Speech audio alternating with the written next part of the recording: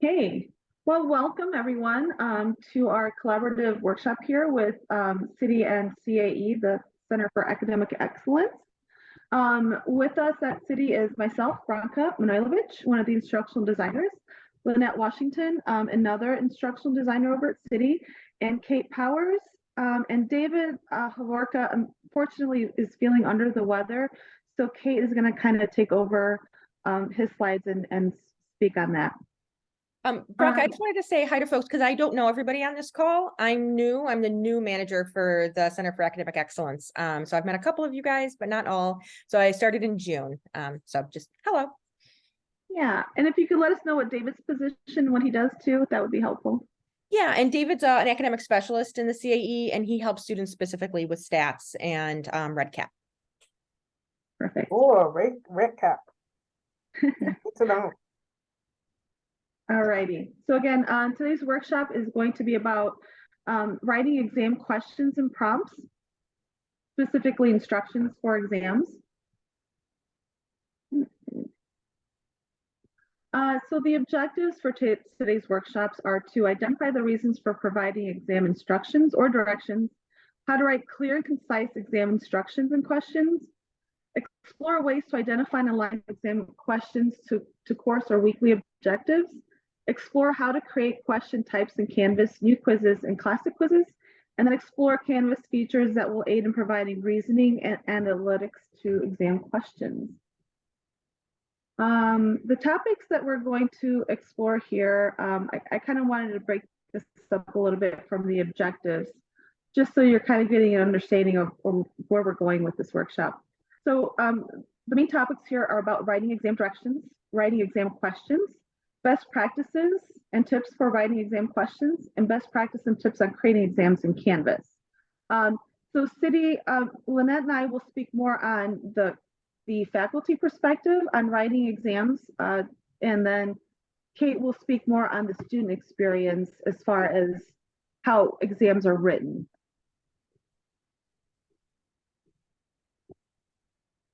Okay.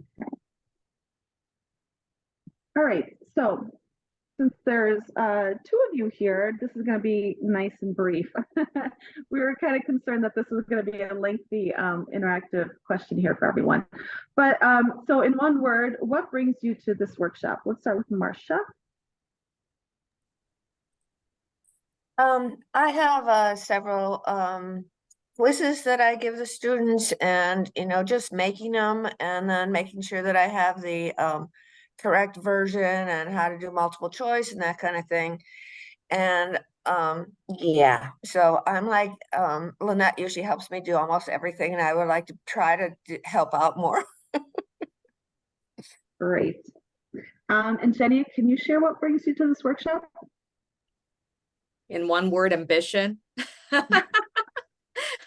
But I'd like to revamp the way that I do knowledge checks in my class. Gotcha. Great. And those are great reasons why to be at this workshop. And hopefully some of the information we give you will help you with that. Let me just double check and make sure that, oh, so we have Julianne and Suleiman. So perhaps Julianne and Suleiman, both of you could share what brings you to this workshop. Yes, this is Julianne. I decided to join the session today because I have to redo one of our courses.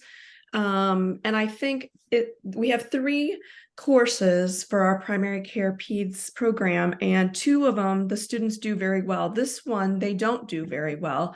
The grades are significantly lower on the 3 exams. So we've talked about kind of maybe making 4 exams, and so I need to revamp some of the test questions, and they are multiple choice tests because they are mirrored after their certification exam. But I just am looking for some guidance on how to maybe revamp so that the students do better in this one course. Great, great. Suleiman, would you like to also share what brings you here? Sure. I saw the topic for the workshop. I was like, you know what, to be of interest for me to see what people are going to be discussing in the workshop. Perfect. And Chelsea and LaDonna, welcome. Glad you're here. We just kind of started, so you didn't miss a whole lot. And we're just having faculty share what brings them to this exam writing workshop? So either one, Chelsea or LaDonna, you can go ahead.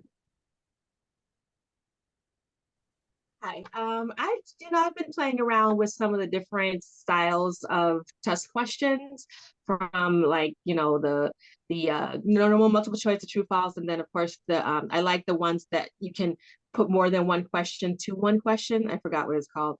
So I just was just seeing if there was anything new or if I'm doing it correctly, just so I can just, see what else is there. Because I do want to think about other types of grading, I know there's the comment library and things like that. So I just wanted to see what was going on and if anything new. That's all. Gotcha. So what you're referring to is in new quizzes we have, it's called the question stem. So you can build So Lynette will go through that with you at the end of the workshop when we get into the Canvas portion of it. But yeah, that's great. And then Chelsea. Hey, this is Chelsea. I've just echo LaDonna in that learning some skills and traits. We're both instructors in the medical laboratory science, and I think that specific area requires a lot of application-based questions with pictures and images. Is always helpful. So some ways to incorporate that would be interesting to hear about. Okay, great. And we have Chris Farino that also joined us right now. So Chris, just to kind of bring you up to speed, we just started. We got to our third slide here, and we'll share the slides so you know what the objectives are and the talking points for the workshop. But if you could share with us what brings you to this workshop on exam writing. Yeah, I mean, my exams are probably a little antiquated. I want to get some ideas. I feel like I've progressed initially when I came on as faculty in understanding how to write exam questions, but I feel like maybe I've stalled out a little bit on my progress, my maturation of how to write. So just want to see if there's anything kind of new out there. Great. Well, hopefully you all learned something new with this workshop. Even if there's one takeaway, we've done our job. Alrighty, so I'm going to move on to our next slide here. So what is the purpose of an exam? When we think about exams, usually they're the formal summative assessments that are used to measure student performance. And in this workshop, we're going to mainly talk about exams with question and answer responses versus subjective ones like essays, essay exams, or like long answer response type of exams. Characteristics of an exam, typically they're high stakes assessments. They're relatively fast and easy to score. They cover a large amount of information and content. Usually they are comprehensive. And if they are constructed correctly, they can evaluate a wide range of cognitive processing with your students to see how they're progressing, what they're learning, what areas they might need some attention as far as their learning. And it also, so one of the characteristics of these types of exams for the question and answers is that we also have to remember that it allows the possibility of student guessing. So we have to make sure that when we develop these questions that we kind of eliminate as much as possible those and allowing students to guess what the answer will be and responding to that. And it could also allow students to correctly identify an answer from a previous question. So we're going to show you some tips and ideas on how to avoid the last 2 points here in the characteristics. Key points to remember is that you need to align your exams with your course outcomes or learning objectives. And we'll kind of go into that more in depth later on. And then also exams should assess comprehensiveness of learning rather than memorization of content. Okay, so moving on here. As far as exam instructions, so before you start writing a single question for your exam, you really have to think about your exam instructions. This prepares your students for the exam. It sets expectations for the exam. It lets them know what question types to expect in the exam, the number of questions, how long they have to take the exam. Exam instructions also allow students to prepare before they start the exam. So for instance, will paper and pencil be allowed for certain types of like math questions where they have to show their work? Will a calculator be allowed? So are you going to let them use the calculator during the exam? And then if it's an open book or open notes type of exam. So setting those extra instructions and how to prepare before the exam alleviates the issue of students then fumbling through and realizing halfway through the exam, oh wait, I can use a calculator, and then having to search for a calculator and kind of getting then distracted by getting those items that they need to prepare. It also helps explain an unfamiliar task, that's a misspelling, tasks such as a technology component that they'll be using. For instance, the biggest one is respond to select down browser and monitor. And then also in those exam instructions, you should also give them information on who to contact if something goes wrong. If they lose their Wi-Fi connection, if respond to select down browser isn't working for them, who do they go to contact if there's any issues? And the biggest one is that it reduces anxiety for the student. It helps them to prepare and know what to expect before they start the exam.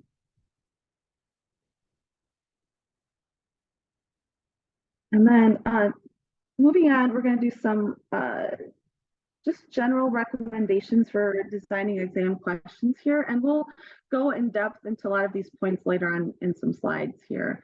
But some recommendations are obviously the biggest one, the most important one is making sure your exam questions align with learning objectives and any learning activities that they've done in class. Another recommendation is Bloom's taxonomy. It's always really helpful to look at Bloom's taxonomy to develop questions that assess different levels of cognition. And we'll move on into more depth into that later on in the slides. But also make sure you check your grammar and exam questions. I know sometimes this may be obvious for faculty, but grammar is really important, even though if you don't have any like spelling issues or everything's spelled correctly, but some of those grammatical issues you may not realize will clue students into what the correct answer is, especially when you're using a or an. That always kind of clues into the student of what the correct answer is, and then or eliminating other question responses. And then avoid using double negatives and absolutes such as never or always in your grammar. Question stems should be stated positively, and the question stem stated in a negative format should have the negative clearly identified, emphasized, and placed at the end of the question stem. For instance, if you're going to use never or always, sometimes it just happens that we need to use those types of questions. Wording, highlight never and make it bold, or not highlight it, make it bold or put it all in caps so that they can identify that they have to choose the never or always component of the answer response. Because a lot of times students, if you don't do that, they'll overlook those words and then look for the correct answer, like that's the positive form of it. Response choices should be viewed as legitimate answers to the questions, and then vary the word length of the answer choices and avoid any one answer choice to be longer than others, because this will then clue in students that is the correct answer. And then supplement, it's always good to also supplement questions with audio, video, or image attachments. So obviously depends on what subject matter you're teaching, but those are always good supplements to a question. And then use item analysis to determine what your students are learning, and then provide post-assessment feedback to students. So letting students know what their strengths and weaknesses are and what they have to kind of go back and possibly relearn. Maybe they have to identify where they have to go back in their studies and kind of like review the material over again. Okay, so in creating your questions, Bloom's taxonomy is always a good tool to use. As you can see, the levels go from lower cognitive levels of learning to higher levels of learning.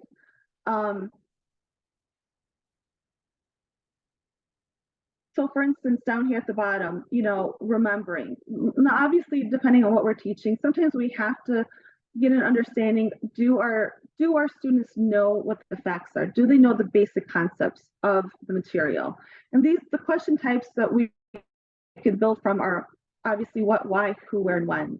And as you can see at the top level is creating. Now, I will say with creating, these are left more for the essay type, long answer types of questions, but it doesn't mean that you can't word questions that will kind of synthesize the facts of what they've learned. And you can use question types like that that would say what would happen if, or what solutions would you recommend for those types of questions.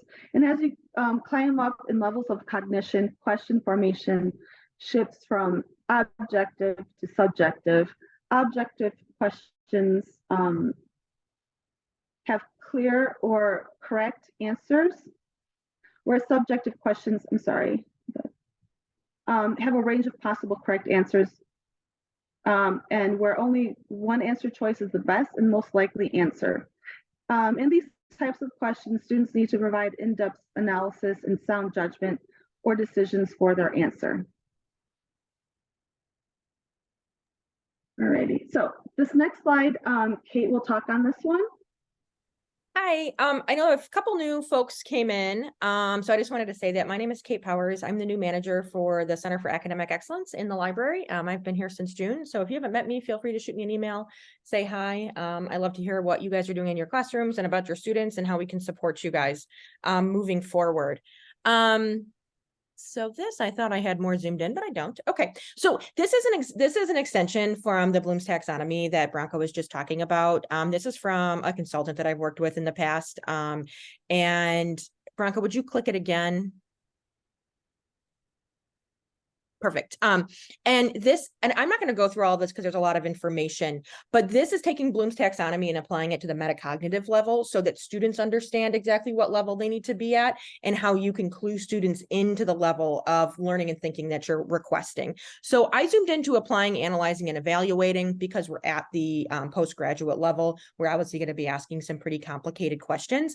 And sometimes you can see the Bloom's taxonomy and it can be you can be uncertain exactly how you're going to analyze that level of thinking.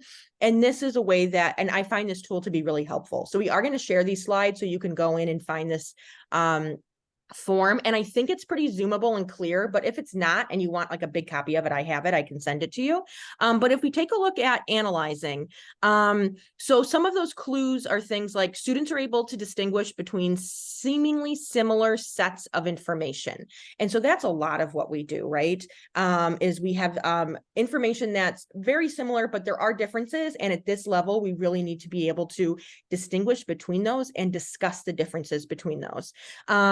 And so they need to be aware that they are addressing all of the relevant factors. So no longer are we telling them these are the factors you have to think through. When they're at this level, they need to be knowing which factors that they need to think through. And then also things like evaluating where they're able to make decisions and draw conclusions. I tell students a lot of the evaluating comes from like a case study type question, seeing a real life situation and how do you respond to that real life situation.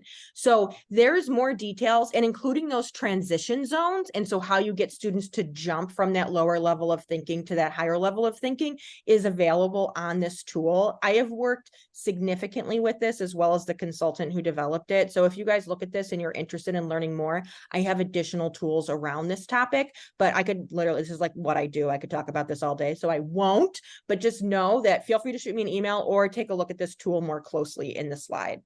So Branka, could you go to the next slide? So When you're selecting the types of questions, that can really correlate to the level of thinking that you're aiming for, right? We all know that the multiple choice questions can be a lot of times they're just at the understanding level, maybe a little bit higher. The thing is, multiple choice, fast to grade, slow to write, right? So there's all these pluses and minuses. And things like matching are pretty easy to grade, but not a very high level thinking question. And then once you've got the short answer or the essays, we're talking about a lot longer to grade. So this is just some breakdown of those different types of questions and kind of those pros and cons. This is like my own personal vendetta. I am always trying to get faculty to consider oral exams, which sound really intimidating and like they take a lot of time. However, in healthcare, the students are going to be doing oral exams every day of their darn life once they graduate, right? They're going to be out there talking about this content and discussing it with people. So I think it's a great practice. And one of the benefits of oral exams is, although the exam takes a while to proctor, there's not that much grading at the end. So you make notes as you're discussing with the student, and then you quickly can add up that rubric at the end. It also is great for building community with students. Yes, they're terrified, but then after they talk to you, they realize that you're maybe not as scary as they thought. And they also have a chance to really show the information they do know. And maybe with a little bit of prompting, that turns out they know more information than they thought, and their grade can reflect that. So I have been like on the oral exam bandwagon for a long time. And I used to work in STEM and health sciences. And I know faculty who have done it really successfully in like inorganic chemistry classes. So it's just a great way to probe what the students are learning. I'm just curious if folks would just toss in the chat, what types of questions are your exams mainly made up of? Multiple choice, matching, essay. Would you ever think of doing an oral exam just to make me happy? I mean, it would be pretty good. Multiple choice.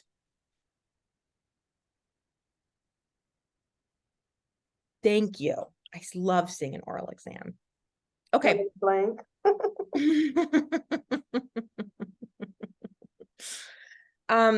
Yeah, so, and the thing is, I have seen folks do it in classes of 50 with oral exams, but it is a lot of work, and we could talk about how it happens, but maybe in some of the smaller classes, and of course it depends.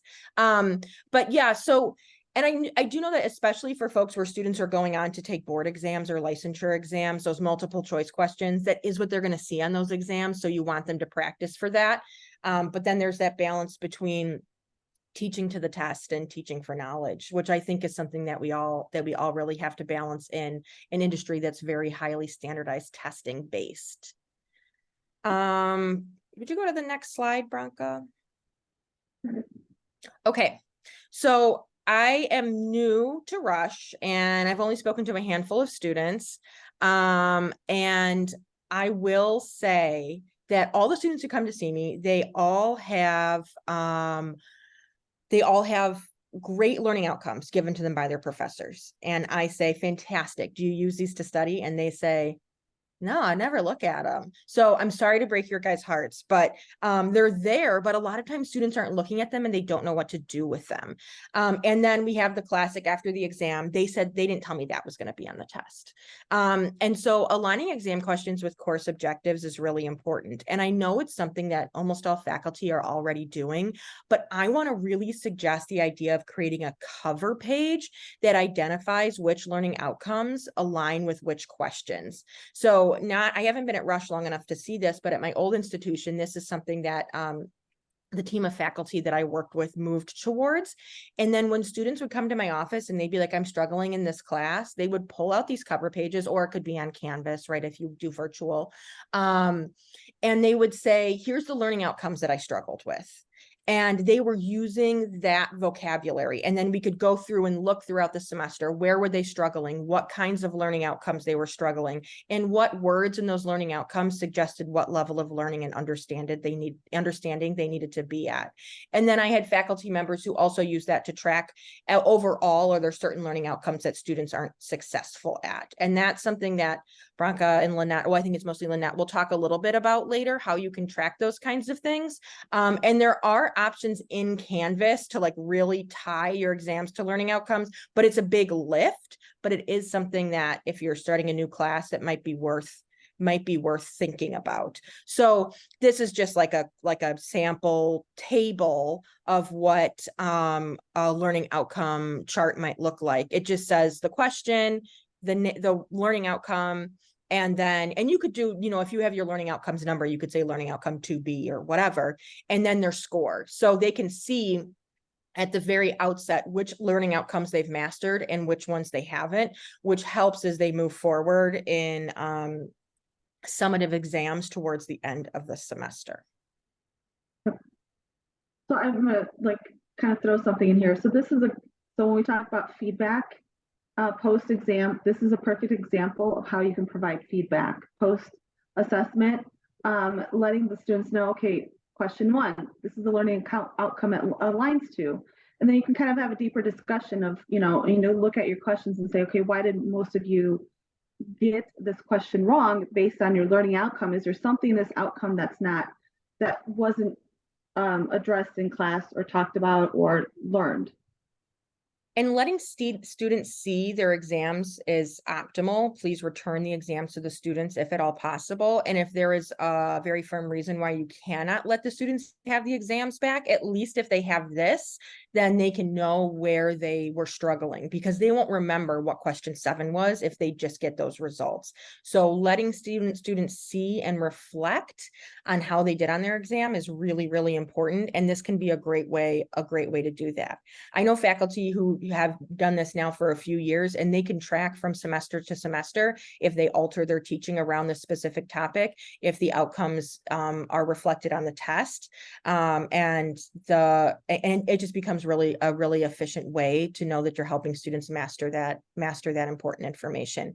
And if you really highlight how important the course objectives and learning outcomes are, students really get that, and it helps them learn how to prepare for exams. Moving on. Yep. And I think, so with the limitations of exams, right? We all know that exams are not a real world situation, and that they only offer a glimpse into a student's knowledge. So of course, we're asking that faculty examine, I think, I can't remember, somebody in here said it, trying to examine students' knowledge in different ways. And so exams could be part of the picture, but perhaps not the whole picture.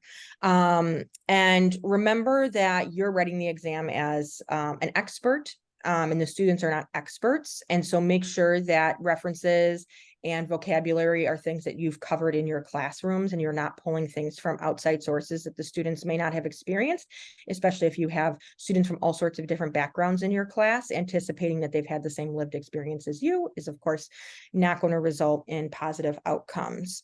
And like Branka was saying with exam instructions, especially if you have students who have accommodations and they're not taking those exams in the room with you, making sure those instructions are exceptionally clear for the students and for Marie and her team when they're proctoring those exams is absolutely crucial. Academic dishonesty, provide an honesty statement. That is policy, but I don't know if you guys have seen the news recently about Francesca Gino and all of the retractions of her work. And a lot of her work was around academic honesty and having honesty policies and having students sign the honesty policy. And it turned out those results were not honest. Take a look if you guys haven't seen that. It's some interesting behavioral economic news that's been out in the past few weeks. I think she just lost her position at Harvard. So I think we just can't assume that an honesty policy is going to keep students honest. Trust trust but verify. And I think when we're talking about virtual exams, especially, or exams on computers, we really do have to realize that students are under a lot of pressure and they may not make the best decisions.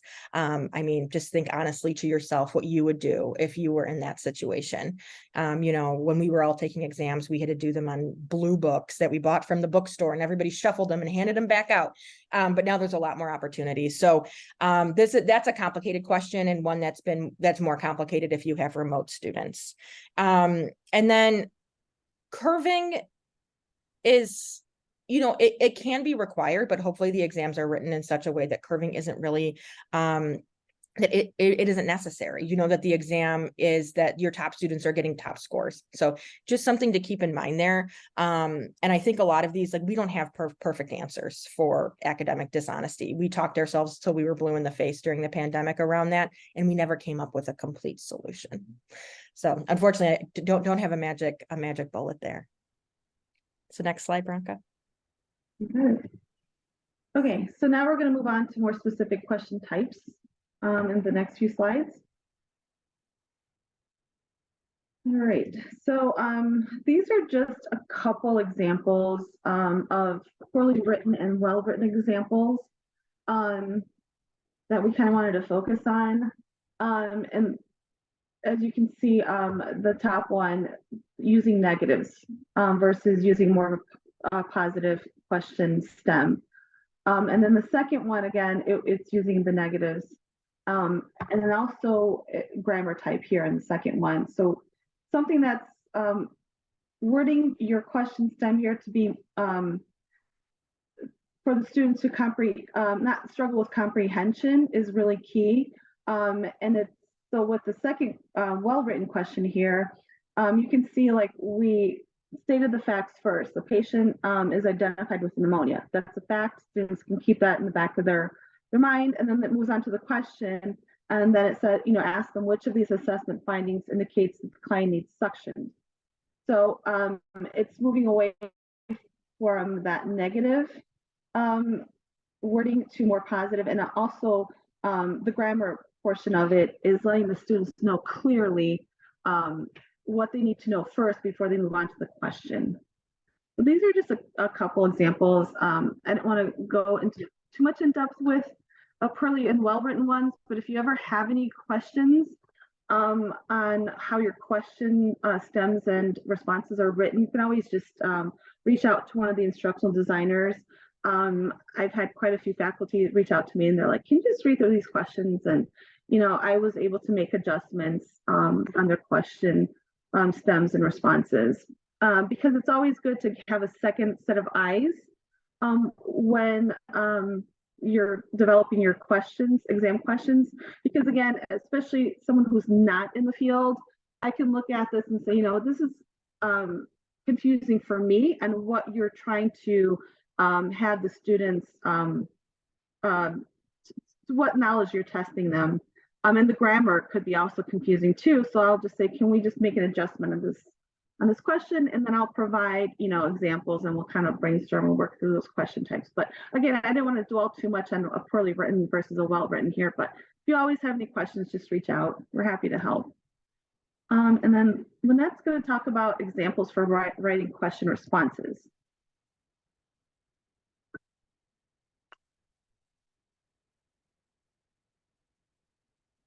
Lynette, I'm not sure if you're muted. You're muted, Lynette. No, I'm not muted.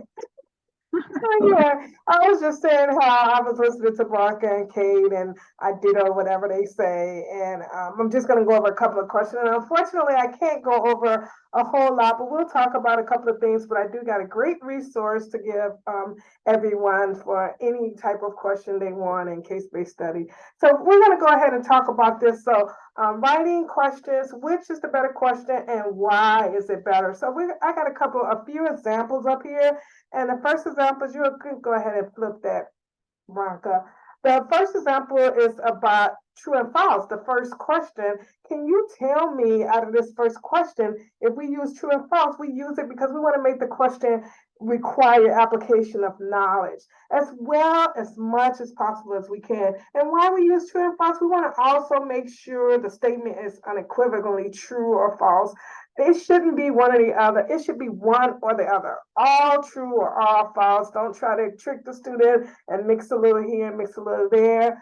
We want to make sure we're using opinion statements. We want to cite our sources. We want to make sure the statement is completely true or completely false. So let's go ahead and look at number one. There's a question A and there's a question B. Can you go ahead and put in a chat, or you can talk if you want, and tell me which one do you think is the better question and why?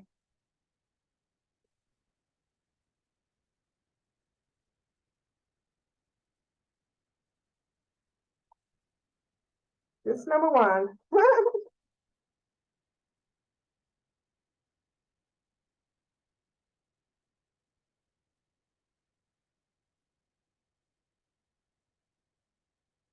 All right, thank you, Christopher. Anyone else? Positive. Okay, so you're absolutely right. I have 1A is also better. And because I also said not only is it positive, the statement 1B is an opinion. It's really not a fact. And we want to try to make the question a fact and not opinion so that, you know, students can guess and they make opinions all day long. So 1A is better because, you know, it is definitely a true statement and not necessarily a fact. How about number two? What do you think is the better question out of 2A or 2B?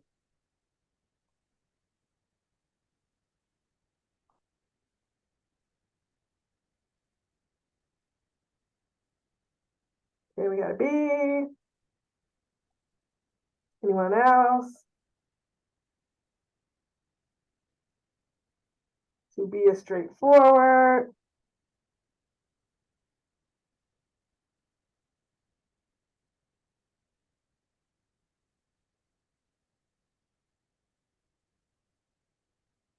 So it's absolutely correct. It's straightforward. It tells the answer. It's a fact. It is a disease, and A, it's opinion. Again, according to your textbook, I call them as a disease. So it's not confusing. So you want to make it straight as possible. Even though it's short, it may be it's straight. It just gets right to the point. So let's try number three. Let's talk about multiple choice. So the tips is for multiple choice. We don't want to use any alternatives. We want to make the statement as much as possible. If we can, we want to eliminate using all of the above, none of the above, you know, try not to use them. Them are all alternatives. And, you know, it's just a guessing game most of the time. So if you cannot use them, try to not use them. So that's one of the tips, just try not to use them. When using none of the above, it's an alternative. Test takers, they eliminate a single option and they can therefore eliminate a second option. And even when it comes to students who use partial knowledge, you know, they might be able to arrive at the correct answer without even knowing because they kind of like guessed. Because, you know, it was kind of easy out of the above and none of the above. So we don't want them to guess. We want them to know for a fact what the answer is. So when they use this work in practice or in the real world, we want them to definitely know the answer. We don't want any guessing going about. So we want to do that. And when you make multiple choice answers, you should try to put them in either logical order or alphabetical order, even though these days when you're taking a digital test, you can like switch the question, it can change the answers to change the question, we know. But to eliminate bias, if you're making a question yourself, try to put the answers in either alphabetical order or numeric order so that, you know, your answer is not always B or your answer is not always C, you know, even though you can shuffle the answers when you go in a quiz. So that's one of the things we say about multiple choice questions. So let's go ahead and look at on the screen and tell me which one is the better question in number three.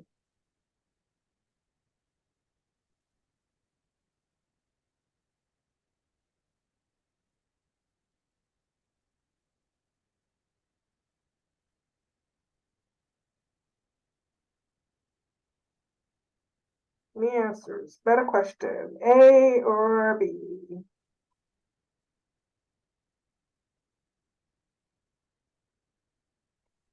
So in this particular case, I want to say B is the better question, only because it is, because of the fact that it's using not none of the above or all of the above, but it's A and B, B and C, A and C. It's really confusing the students, it's really complex, and we're not trying to make the question complex. We want to make sure they know the fact and they know the answers. So we're trying to eliminate all these alternatives if we can. Not absolutely you have to, but it's a better test strategy for the student. Unlike everybody else, one of my experiences or several experiences that I have as a student taking tests, and this is in the classroom.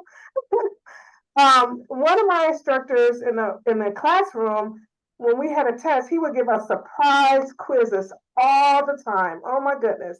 And as soon as we walked in the room, he would have all the chairs. Okay, I'm dating myself. He would have all the chairs. We had the test, the desk where you flip over the part where you write. He would have them lined all across the wall so that you could only see somebody's back. So imagine, as soon as the students walked in the classroom, we got anxiety right there. Oh, this is that we just moved right over. Everybody's trying to put out their books in the last 5 minutes. It was just intimidating just walking in a room, seeing that room set up like that, with everyone's back towards each other so no one could, cheat. That was one of his methods that he did. And another method that when I take exam, I have anxiety. Unfortunately, I study. I know the answers. I know I'm prepared for the test. But unfortunately, when I walk in, I literally freeze when they say, okay, start the test. When you got to write your name and stuff, I see myself going out of my body, freaking out, looking at everybody like, why is everyone, answering questions? And I'm just sitting here like freezing. And it literally takes me a few minutes before I get back and settle down. Okay, you can do this. And then I go, I really have test anxiety. So, I don't know, order exam will probably work very well for me, Kate, because these, electronic or paper is just a little intimidating for me. I always do very well because I study well, but I do have that little out of body thing at the beginning, that's for sure. So we're going to go ahead and can you go to the next slide, Veronica? We're going to go ahead and talk about case-based scenario. In healthcare, as you know, you guys use case-based a lot of times, so we prefer for you to use them in the quizzes. If you can, make as many questions as you can as case-based, because case-based scenario questions are designed to give critical thinking, critical judgment, decision-making. It prepares the students for clinical practice.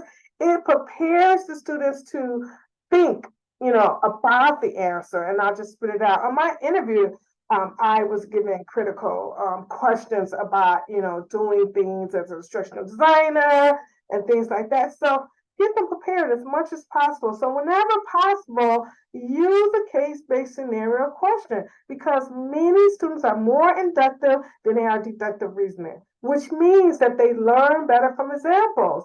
They learn better from logical development, starting with the basic principles. So, use it whenever possible. The use of case study can not only be effective in a classroom, but it's also can be effective in quizzes.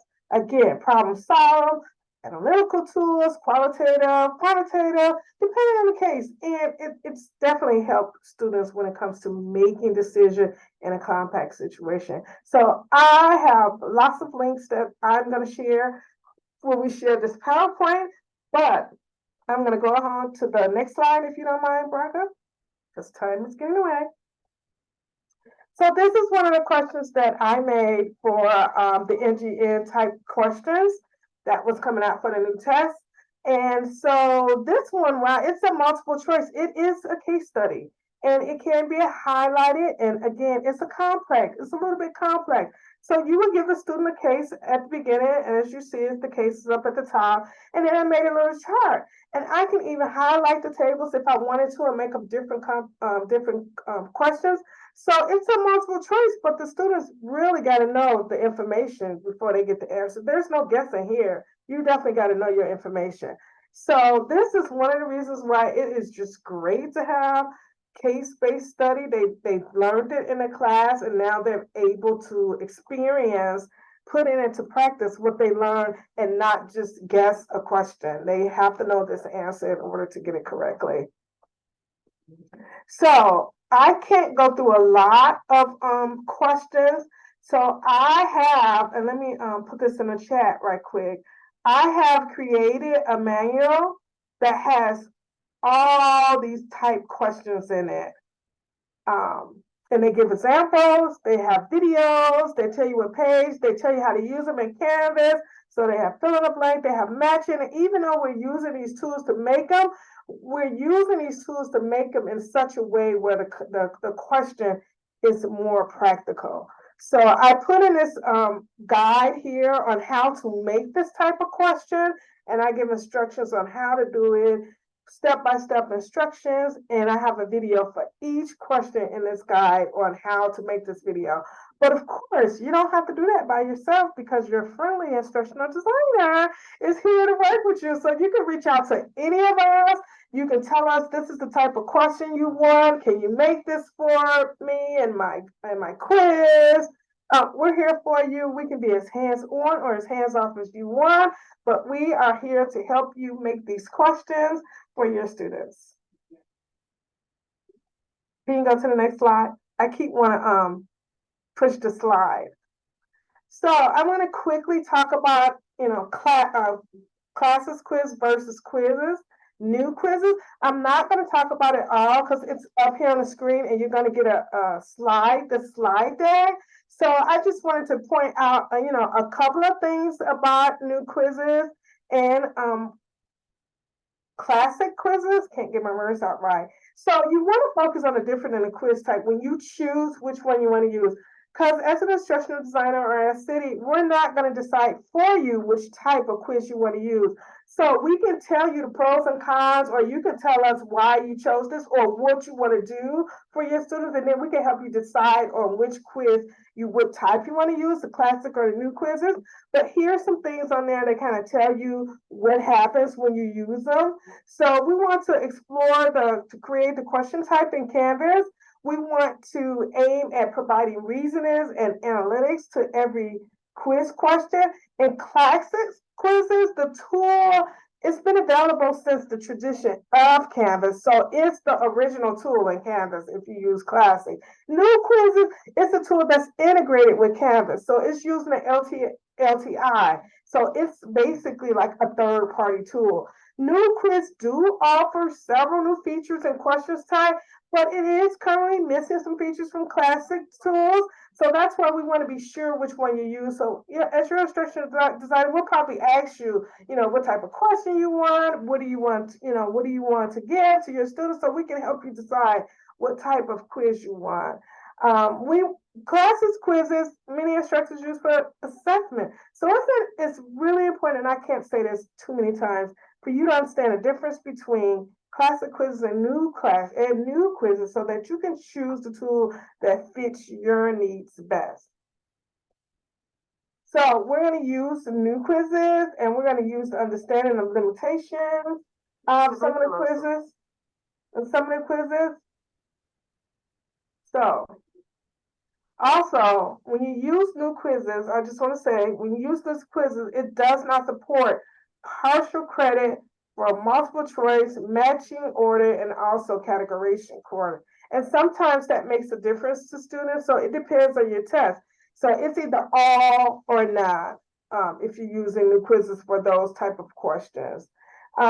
Classic quizzes can be converted easily to new quizzes, only take a few quizzes, but once you go there, new quizzes cannot be converted back to classic. So when you convert that new quiz, you will get two, it won't delete your classic, and you'll still have your new quizzes. But if you decide, I don't want both of these quizzes, and you delete your classic, you cannot convert it back. So that's always important to know. So again, talk to your instructional designer, and we'll, help you decide which quiz type is best for you to use as you take your exam. And I do have a couple of resources. I have the comparison chart that you can use to decide or help you decide that I'm going to put in a chat besides as instruction designer. So that's a comparison chart between classic and new quizzes. And Linda, I have a question. Yeah.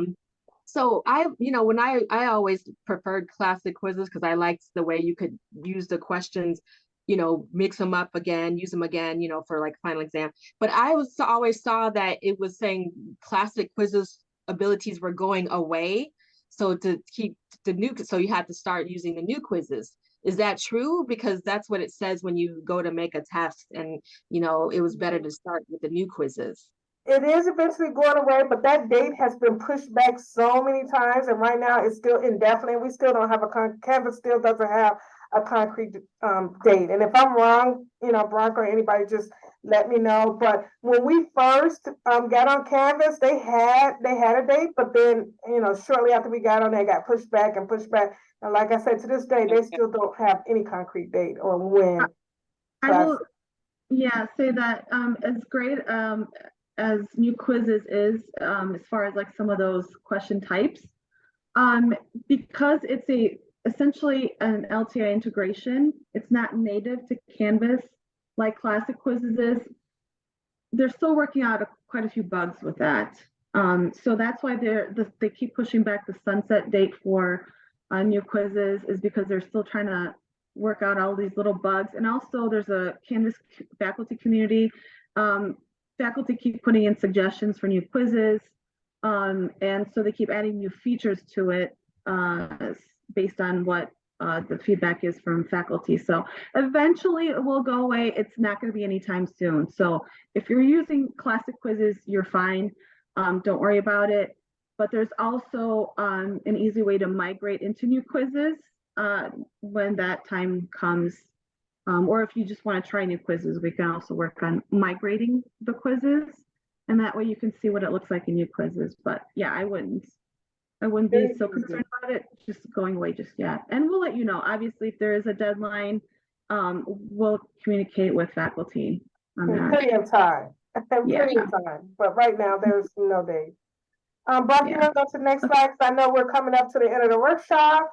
And so I'm going to quickly go to the next slide again. I'm sorry. I just want to say, so I'm not going on this in Thorough, but I know you say, once I publish a quiz, what kind of quiz statistics are available? So many, should I say, but they tell you different things. So let's go ahead and go to the next slide so we can wrap up on time. So I'm sorry, I'm trying to put this link that I had in the chat to tell you about these the quizzes, about the various reports you can get. So by far, the quiz summary shows statistics for all sections, including the quiz, the average score, high score, low score, and the standard deviation. That's just by default. And that's spread across the entire score range and the average time of quiz completion. In true and false and multiple choice questions, you get an item discrimination index, which provides a measure of how well a single question can tell the difference between students who did well and did bad on exams, giving you the ability to rewrite an exam. Maybe the question wasn't quite clear that made, these students miss these questions. So it's always other things that sometimes it's not just because they don't know, maybe the question just wasn't written very well. So you should use the item discrimination index for that. Quiz statistics also show relatively great performance for manually graded essays.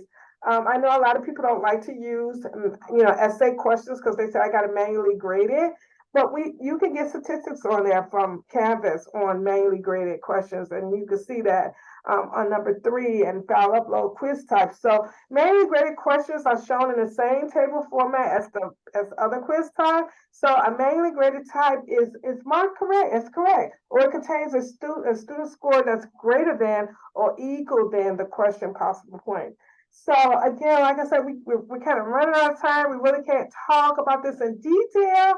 However, your friendly instructional designer can spend as much time as you want with you to go over these various questions, how to read these reports, which reports works best for you in getting the answer you want to make your test better, or if your student didn't do well on a test. Because I know I heard someone say that when they came in, they want to rewrite this test. So these are some of the features we have. Like I said, we have that guide that we can write new questions, base questions, and we have all these answers. So go ahead, feel free to reach out to us. Yeah, and I will say, like, what you're looking at is new quizzes.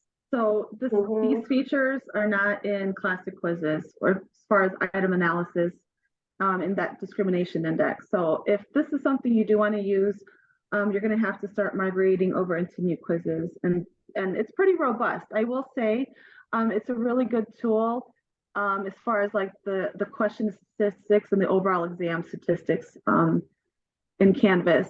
Is it now what I necessarily say is it comparable to ExamSoft? It's not quite as robust as ExamSoft, but it's pretty much there. It gets you the big picture of your student performance and how your questions are doing, and maybe questions that you need to sort of revise and take another look at. But that's all I have to say. That's all I have. Close to our time. We do have some references also in here. We're probably going to add a few more based on what Lynette had shared. And then in the end, thank you for attending. I hope you came away with one new piece of information on your quizzes. Hey, Bronca, I think Chris had a question. Oh, yep. Let's see. He just dropped off. Never mind. Oh. Well, anybody else have a question? Sorry about that. We'll send out an email. We'll reach out to Chris and ask him. Yeah. Did we miss a question? Right. We'll send an email to everybody. We'll share the slides and the recording. And if you all do have any questions or just want to schedule an appointment with one of the instructional designers, we're happy to sit down and work on your question stems here and responses and redesigning them.